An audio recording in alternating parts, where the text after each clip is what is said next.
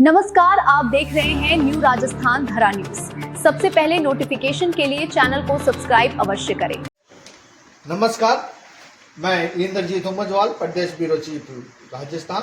हमारे बीच में भीम राव अम्बेडकर जयंती के उपलक्ष्य में भीम राव समिति संगठन से हमारे बीच में कुछ सदस्य पधारे हैं। ये कार्यकारिणी का गठन कर रहे हैं। आगे की जानकारी इनसे प्राप्त करते हैं, क्या इनका मकसद है। नमस्कार सर, आपका शुभ नाम? मेरा नाम जगदीश पवार है।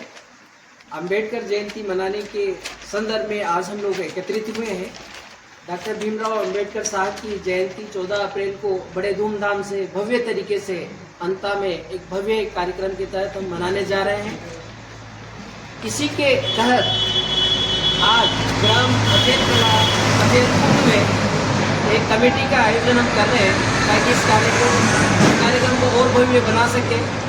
इसके निमित्त गांव के साथ एक बैठक का आयोजन किया है और सर्वसम्मति से एक कार्यकारिणी का गठन किया गया है, जो कि नियमित रूप से आगामी समय में भी इस जयंती समारोह में सहयोग करेंगे। धन्यवाद सर। आगे की जानकारी हमारे बीच में कुछ और सदस्य। नमस्कार सर। नमस्कार सर। तो आप इस संदर्भ में अपने विचार। मैं राकेश घोड़ाला, भीम आर्मी कोटा संभाग महासचिव। हम अंता के अंदर भव्य रूप से बाबा साहब की जयंती को मनाते हैं और इस बार हमने ये निर्णय किया है कि सभी अंता ब्लॉक में जितने भी ग्रामीण क्षेत्र पड़ते हैं उन ग्रामीण क्षेत्रों के सभी साथियों को इसी जयंती समारोह में आमंत्रित कर रहे हैं।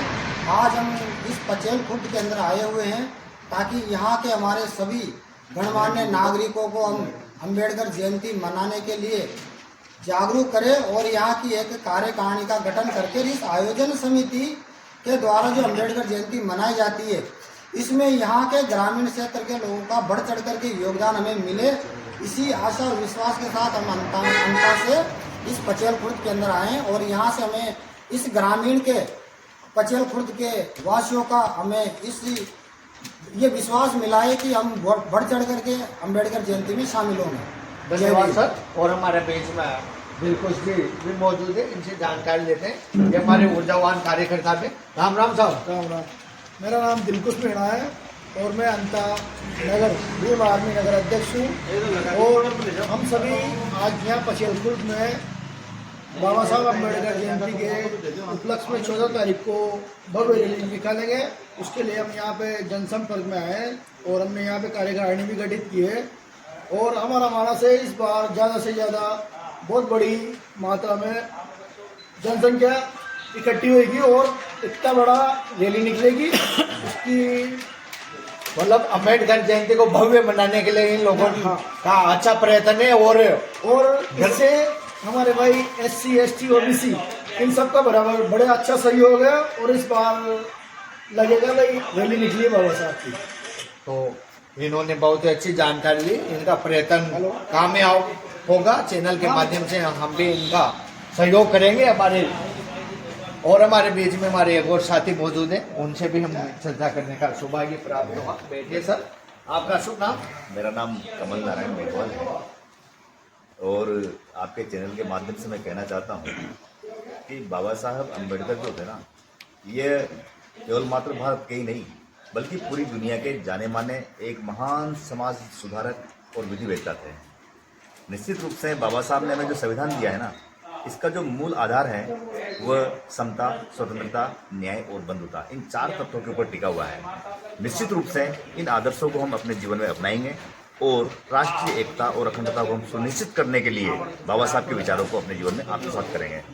निश्चित रूप से हमारी जो बाबा साहब के प्रति हमारा समर्पण का जो भाव है वो इसीलिए है क्योंकि बाबा साहब ने राष्ट्र की एकता को, राष्ट्रवाद को सबसे प्रथम रखा है और बाकी सब विषयों को बाद में रखा है।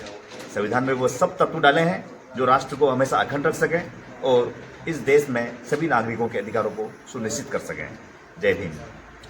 और इसी बीच में मैं ग्रामवासियों की जो चर्चा है उसकी मंत्रणा करना चाहता हूँ। यहाँ के ग्रामीण वासियों का, युवाओं का विचार है कि हमारे गांव में तिराए पर अम्बेडकर की प्रतिमा लगाई जाए। इसमें सबका सहयोग की लोग मांग करते हैं। ग्रामवासियों की बहुत अच्छी मांग है।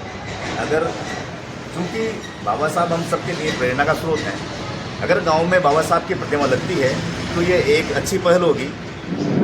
प्रत्येक व्यक्ति, शिक्षित व्यक्ति, हर कोई गरीब, दलित, मजलूम बाबा साहब से प्रेरणा लेता है। तो बाबा साहब की मूर्ति लगना एक अलग अनुभव होगा यहाँ के लोगों के लिए, जो हमें गांव के लोगों को हमेशा प्रेरणा देते रहेंगे।